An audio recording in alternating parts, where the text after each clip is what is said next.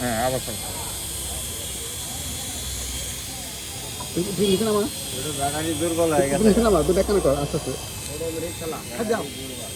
চালু দাও আর চালু দিছি ইয়ে বাও চালু দিও না না না এটা সমস্যা এটা ব্যাটারি নাই খাইদো খাইদো ব্যাটারি দুর্বল হয়ে গেছে উঠছে না ওরে খাই যাই খাইদে